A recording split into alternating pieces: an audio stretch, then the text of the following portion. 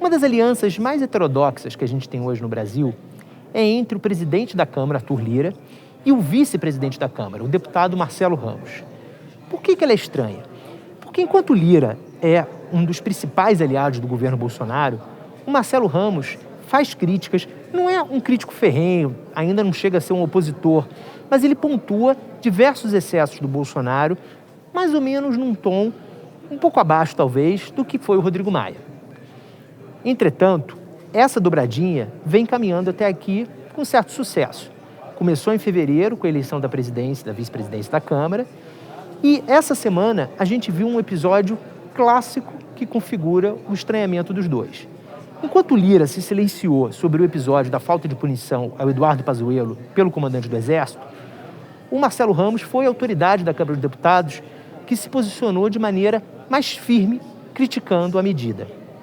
Ele disse, em uma entrevista que deu para mim agora há pouco aqui na Câmara, que é a razão pela qual eu estou mascarado assim, que ele considera que o Exército se expôs.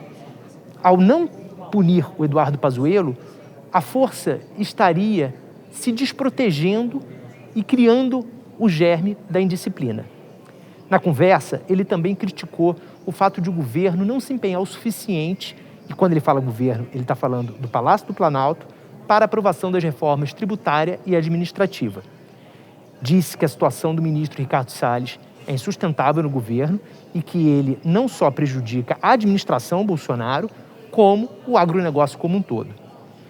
O Marcelo disse ainda que, se o governo insistir em publicar um decreto interferindo nas plataformas de redes sociais, proibindo que elas apaguem conteúdo, não vai ser a Câmara que vai intervir, mas sim o STF. Ele aposta que a medida é declarada inconstitucional. Vamos assistir? Marcelo, a gente está há alguns dias de uma decisão super polêmica que foi a não punição do Eduardo Pazuello por ter participado como general da ativa de uma manifestação política. Qual a sua opinião sobre essa decisão do Comando do Exército de não puni-lo? Olha lá, primeiro nós temos que entender que a opinião sobre esse tema não é uma opinião contra o presidente Bolsonaro ou a favor da oposição. Ele estaria errado se fosse ao palanque do Lula, se fosse ao palanque do Ciro, se fosse ao palanque de qualquer manifestação de natureza política. E isso é um desvio de conduta, um desvio disciplinar de alguém da mais alta patente do Exército. Quando o Exército releva isso, manda uma mensagem muito ruim para a corporação, porque quando a política entra por uma porta das Forças Armadas, a hierarquia e a disciplina, que são fundamentais, saem pela outra. Você, como vice-presidente da Câmara, você chegou a tratar desse tema com Arthur Lira? Não cheguei. Eu fiz uma manifestação pública sobre o tema. Acho que o presidente Arthur tem sido sempre muito cuidadoso, muito ponderado nesses temas, o que a condição de presidente exige, mas eu fiz questão de expressar publicamente a minha opinião sobre esse que eu penso que foi um erro. E eu não falo isso para criticar o Exército, porque puni-lo era proteger o Exército, era proteger as Forças Armadas, que é uma instituição que o povo brasileiro hoje tem muita confiança. Entre os deputados, qual foi o clima? Qual foi a visão que você sentiu, que foi predominante sobre o tema? Lá, você acabou politizando como se como o Pazuello ficou muito símbolo dos erros do combate à pandemia no período Bolsonaro, isso acabou virando como se fosse uma disputa de situação e oposição. A oposição contra e a situação relativizando a conduta dele. O que, na minha opinião, é um equívoco, porque isso é uma questão de Estado, isso é uma questão de proteção das Forças Armadas. Repito, poderia não ser uma manifestação pró-Bolsonaro. Ele poderia ter ido numa dessas manifestações que teve contra o governo. Ele estaria errado e seria criticado por mim da mesma forma. Uma das previsões sobre crime de responsabilidade é quando o presidente age para dividir as Forças Armadas. E isso foi uma interpretação que já foi dada na crise militar de cerca de um mês e meio atrás, quando os 3 comandantes foram demitidos por ele. E agora, novamente, se falou que isso poderia ser um crime de responsabilidade porque houve uma divisão muito grande dentro do Exército sobre isso. Não pública, mas a gente sabe que nos bastidores houve um descontentamento muito grande de generais que queriam que houvesse uma punição. Por parte da Câmara, você tem sentido que os deputados viram nisso uma cruzada de linha perigosa a ponto de mover um impeachment ou ainda não? Não, eu acho que cruzada de linha perigosa, sim, por questão da estabilidade institucional e da garantia de que o Exército não usará as armas para interferir na política. Por isso, esse instrumento regulamentar, disciplinar do Exército, é não permitir que alguém que detém armas interfira nas decisões políticas. Essa vedação, ela não é por acaso. Essa vedação tem um objetivo claro. Política é algo que deve ser exercido sem armas. A arma da política é o diálogo, é a conversa, é a contraposição, é o enfrentamento no debate democrático. No entanto, Guilherme, eu sou muito cuidadoso com isso, porque quando a gente começa a fazer malabarismo para encontrar crime de responsabilidade, a gente vai para um caminho muito perigoso. Até porque um processo de impeachment é um processo muito menos jurídico e muito mais político. Tanto que é o único crime previsto no direito brasileiro que não é julgado pelo Poder Judiciário, é julgado pelo Poder Legislativo. Falar um pouquinho de temas que estão aqui na Câmara. Houve uma manifestação clara do governo para dizer que o presidente não quer a reforma administrativa, ele não defende a reforma administrativa. No entanto, ela está aqui tramitando. A Vera mesmo, o que você sente? Tem espaço para aprovar a reforma administrativa esse ano ainda? Eu acho que tem muita disposição do presidente Arthur Lira, tem muita disposição do presidente da comissão eleito hoje, né, deputado Fernando Monteiro, do relator, deputado Arthur Maia, da maioria da casa, de aprovar uma reforma que, se não tem um efeito imediato do ponto de vista fiscal, tem um sinal de médio e longo prazo que é muito importante. Hoje o Brasil está com juros baixos agora, mas os juros de médio e longo prazo está muito alto, justamente por essa indefinição. Você tem um impacto futuro com a aprovação da reforma administrativa. Agora, é óbvio que se o presidente agir, por exemplo, para tirar militares, como ele fez, por exemplo, na reforma previdenciária, corre o risco de inviabilizar a tramitação, até porque nós temos que considerar que, diferente da reforma previdenciária, que foi no primeiro ano de mandato, nós estamos falando de uma reforma já muito mais próxima do período eleitoral. Então, acho que tem clima na casa para isso, vai depender do nível de intervenção do presidente para que ela seja inviabilizada. Eu acho que também a argumentação para justificar tirar os militares na reforma administrativa, ela é mais fraca do que eles usaram na reforma da Previdência, né? Absolutamente mais fraca. Na verdade, eu acho que ela é fraca em qualquer situação, mas na administrativa ela é ainda mais fraca. Você está percebendo por parte do Palácio do Planalto um movimento nesse sentido ou ainda não? Ainda não. Nenhum movimento mais brusco no sentido. O que você ouve nos bastidores é que não tem aquele ânimo, não tem aquele ímpeto de aprovação. Mas não ter um ímpeto de aprovação não inviabilizará a aprovação, porque há um espírito reformista da maioria. Eu costumo dizer que a maior bancada da Câmara é a bancada da responsabilidade fiscal, é a bancada do comprometimento com o futuro do país. Agora, se o presidente entrar para inviabilizar, aí é óbvio que vai inviabilizar. E a tributária? Eu sou bastante cético com a reforma tributária. Eu acho que a ideia de uma reforma ampla de natureza constitucional está completamente abandonada. O presidente Arthur Lira tem se esforçado muito, junto com o presidente Rodrigo Pacheco, de construir o que se chama de reforma tributária fatiada. Você tem ciência do que é a primeira fatia, que é o PL 3887. Eu tenho restrições ao 3887. Acho que ele é um projeto que tem impacto quase nulo no que diz respeito à simplificação do sistema e, consequentemente, à redução de obrigações acessórias. E é muito mais um projeto para compensar a perda de receita decorrente da decisão do STF de tirar o ICMS da base de cálculo do PIS/COFINS do que mesmo uma reforma tributária. Unificar PIS/COFINS não é reforma tributária. Aí o governo fala, pelo que eu ouvi em alguns diálogos dos setores do Ministério da Economia, que dentro desse pacote de reforma tributária, além do CBS, você terá um refis. Refis é refis. Refis não é reforma tributária. Não dá para confundir as coisas. E duas medidas que são relativamente importantes.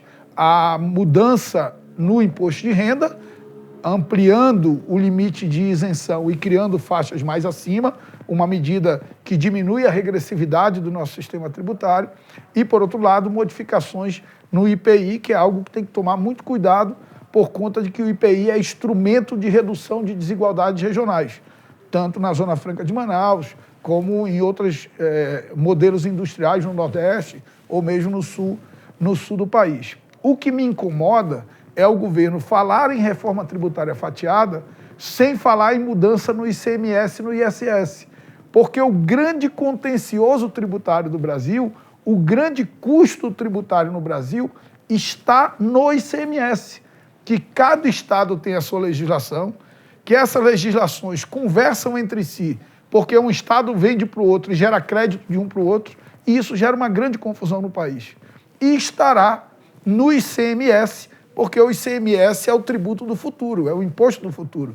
Tudo está virando serviço. Então, não há o que se falar em reforma tributária que tem um impacto efetivo na economia se não enfrentar a necessidade de uma lei nacional do ICMS e do ISS.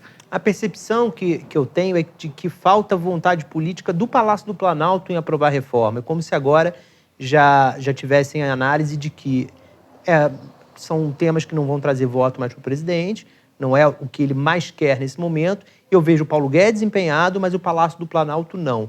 Você concorda com essa análise ou você vê empenho do Planalto? Não, eu concordo com essa análise. Acho que há pouco empenho do Planalto nessas reformas macroestruturantes e tão necessárias para o país, mas acho que o ministro Paulo Guedes até tem isso como conceito, mas tem dificuldade de entender o funcionamento da coisa pública, porque é a primeira experiência dele nisso. Sobre voto impresso, o tema está caminhando aqui, né? Num ritmo que muitas pessoas acham, os que são contra, rápido demais, e os que são a favor, lento demais. Qual é a sua visão sobre voto impresso? Primeiro, eu tenho confiança absoluta na urna eletrônica. Nós não temos nenhum indício sequer de que houve qualquer fraude nos processos de votação eleitoral. E está falando aqui alguém que já ganhou e que já perdeu a eleição. Mas o presidente disse que teve fraude. Eu poderia desconfiar das urnas nas eleições que eu perdi, né? Então, o presidente disse que teve fraude. Mas o presidente diz muita coisa, muitas vezes até para animar muito mais para animar essa base dele, mais radicalizada do que mesmo de convicções que ele tenha. O que eu penso? Hoje eu vi uma fala do deputado Arlindo Quinaglia na audiência com o ministro Barroso que eu achei muito simbólica e para mim foi um divisor de águas. O que ele disse? Você tem um sistema que gera o voto eletrônico. Esse mesmo sistema que gera o voto eletrônico é o que vai imprimir e jogar o voto dentro da urna. Portanto, se você tem desconfiança do voto eletrônico, você teria que voltar para o voto de cédula. Porque a cédula que vai cair na urna ela é a expressão do que foi configurado no sistema. Então, isso para mim é um argumento absolutamente definitivo. Porque quando se fala de voto impresso, antes era diferente. Você preenchia o seu voto e depositava na urna. Agora, a máquina vai depositar na urna sem que você veja o que ela depositou. Você tem que confiar no sistema do mesmo jeito. Então, para mim, esse argumento é absolutamente definitivo. Mas não é um pouco quem prega o voto impresso não está mais preocupado em ter alguma coisa para melar o jogo do que realmente duvidar do... Porque eles não têm indício. Eles não têm nada, não tem nem sequer indício, não vamos nem chegar em prova. Isso é uma narrativa, né, que anima parte dessa militância e que pode, no futuro, ser justificativa para uma derrota. Tanto que eu já vejo aqui próprios setores da esquerda dizendo, olha, se o preço para não ter questionamento de um resultado eleitoral for ter um veto impresso, que se faça alguma coisa por amostragem e tal. Então, eu repito, esse argumento para mim do deputado Arlindo Quinaglia, ele é absolutamente definitivo. O voto que vai imprimir e cair na urna é o voto gerado pelo sistema. Dá no mesmo. Marcelo, hoje o governo tem um ministro que, no mínimo, tem grandíssimas explicações a dar à Polícia Federal, que é o ministro Ricardo Salles, mas está sendo mantido pelo Palácio do Planalto e não há nenhuma pista de que a gente possa concluir de que ele vai ser demitido. Como você vê a situação dele para o governo como um todo? Na verdade, o ministro Ricardo Salles, ele hoje não faz só mal para o governo, ele faz mal para o país e ele faz mal para muitos setores que apoiam o governo. Por exemplo, ele faz muito mal para o agronegócio exportador brasileiro, porque ele desgasta a imagem ambiental do país e a imagem ambiental do país hoje é um lastro para o agronegócio exportador. Então, no entanto, nós precisamos considerar que o presidente Bolsonaro já cedeu em quase todo o seu núcleo ideológico. Sobrou o Ricardo Salles e a Damares. Então, para ele também... Para a gente não falar dos que são família, né? Sim, a gente está falando assim, daquele núcleo ideológico de ministros. Ele abriu mão do Entraub, ele abriu mão, não vou lembrar outros aqui, mas do Ernesto Araújo, do Fábio Weingarten. Do Ernesto Araújo, do Fábio Weingarten. Então, ele abriu mão de muitos. Sobraram esses dois. Para ele é muito difícil.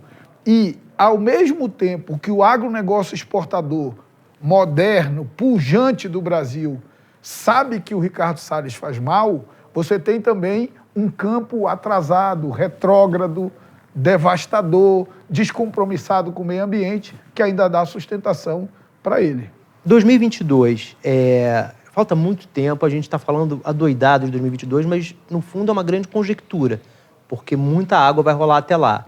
Mas considerando o cenário que a gente tem hoje, você já consegue ter uma pista de quem você vai apoiar? A minha tendência é caminhar com o meu partido, mas eu acho muito cedo especular isso. Eu acho que mais importante do que agora você especular quem vai apoiar, eu acho que mais importante do que isso é você ter, independente de ter o meu apoio ou não, você ter um candidato moderado. Por quê? Porque os extremos Bolsonaro e Lula não representam a diversidade do povo brasileiro. Talvez esse campo moderado seja até a maioria, mas ninguém consegue capitalizar isso eleitoralmente. Na minha opinião, ninguém consegue, porque os candidatos que se apresentam como tal simplesmente se apresentam dizendo eu não sou Lula, eu não sou Bolsonaro. Mas não dizem o que é economia no meio de Lula e Bolsonaro, o que é a proteção do meio ambiente no meio de Lula e Bolsonaro. O que eles são no meio do Lula e Bolsonaro. O que é relações internacionais no meio de Lula e Bolsonaro. Ninguém se dispõe a sentar e escrever um projeto moderado, liberal e democrático para o Brasil. Porque você vai, moderado não cabe em nenhum dos dois, né? Até cabe um pouco mais no Lula do que no Bolsonaro. Liberal não cabe no Lula. Democrático, então, você tem eu diria que a média do povo brasileiro, ela é moderada, liberal e democrática. Agora e ninguém falou... consegue capitalizar isso porque ninguém se dispõe a construir um programa de centro no país. Quisera eu ter grandeza para ocupar esse espaço, quem sabe um dia. Você falou em extremos que se equivalem, não foi exatamente essa palavra, mas o significado foi esse. Teve o seu momento de Juliana Paz aí. Mas eu ia te perguntar, você acha que eles se equivalem? Você acha que são simétricos ou não? Eu não acho que eles se equivalem. Eu não acho. Eu objetivamente não acho. Eu acho que você tem diferenças, né, que para mim é difícil administrar. O Bolsonaro é mais liberal do que o Lula é mais democrata do que o Bolsonaro. Então, acho que você tem coisas aí que não se equivalem. Não dá para colocar no mesmo cesto como duas faces de uma mesma moeda. Objetivamente, não são isso. Sobre Amazonas, você vê algum caminho claro, já desenhado, para conseguir tirar o Estado dessa situação terrível que está enfrentando na segurança pública? Já tem uma luz no fim do túnel ou a gente ainda está longe disso? Não, eu acho que a gente está longe disso. Primeiro que o Amazonas ele vive um conjunto de catástrofes, né? O Amazonas teve uma primeira onda muito grave de Covid, uma segunda onda desesperadora, começa a ter um crescimento novamente nas internações decorrentes de Covid. Paralelo a isso, a maior cheia da história. Vários municípios completamente debaixo d'água, o centro da cidade de Manaus debaixo d'água. E aí o episódio de violência que aconteceu no último final de semana. Por que eu acho que está longe de uma solução?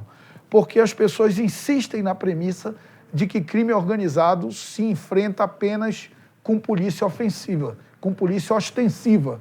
E crime organizado se enfrenta com polícia ostensiva, sim, mas se enfrenta essencialmente com inteligência e asfixiando o braço financeiro do crime organizado. E parece que sobre isso ninguém está preocupado, porque serve muito mais para propaganda botar mais policial na rua, armar mais, chamar a Força Nacional, né? As pessoas esperam muito mais isso. Nós vivemos um tempo em que as pessoas esperam respostas simples para problemas complexos. Isso expressa muito esse sucesso eleitoral e político do que é o Bolsonaro, né? Enquanto outros estão construindo tese, ele está dando respostas muito objetivas para problemas complexos. Não, é bandido, tem que matar, não é isso.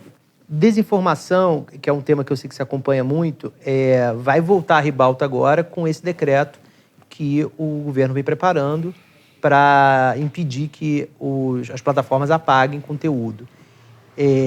Diversos especialistas já disseram que esse decreto é ilegal e inconstitucional pela forma que está sendo feito. Pelo que você tem conversado com os deputados, pelo que você sente, se o presidente decidir realmente publicar esse decreto, a Câmara intervém? Eu não acho que a Câmara intervenha, mas eu acho que vão surgir ações diretas de inconstitucionalidade e certamente o Supremo vai considerar inconstitucional. Eu acho que as pessoas não percebem que quando você adere a uma plataforma, você assina um contrato de adesão.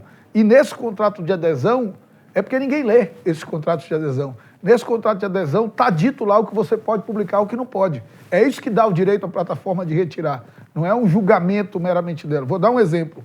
O YouTube não permite imagens pornográficas. Se você postar imagens pornográficas, ele vai derrubar. Por quê? Porque quando você assina a sua adesão no YouTube, você está ciente, ou pelo menos deveria estar, ninguém lê os atos de adesão, de que não pode publicar imagem pornográfica. Então, a opção do que pode ser publicado numa plataforma é uma opção contratual, que você adere ou não. Ah, eu quero publicar mentira?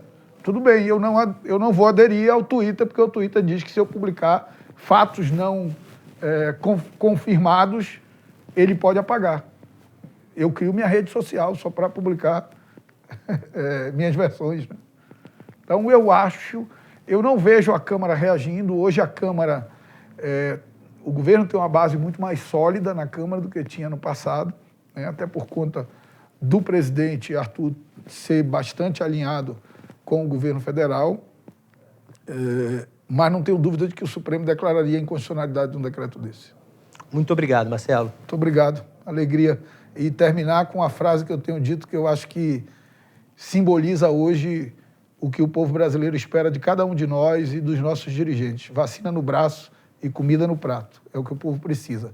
Vacina para retomar a normalidade das atividades econômicas e para salvar vidas e para que cada homem, cada mulher possa, do suor do seu rosto, do calo das suas mãos, do seu trabalho, sustentar sua família com dignidade. Eu procuro dar minha contribuição nisso no exercício do meu mandato. Obrigado, Guilherme.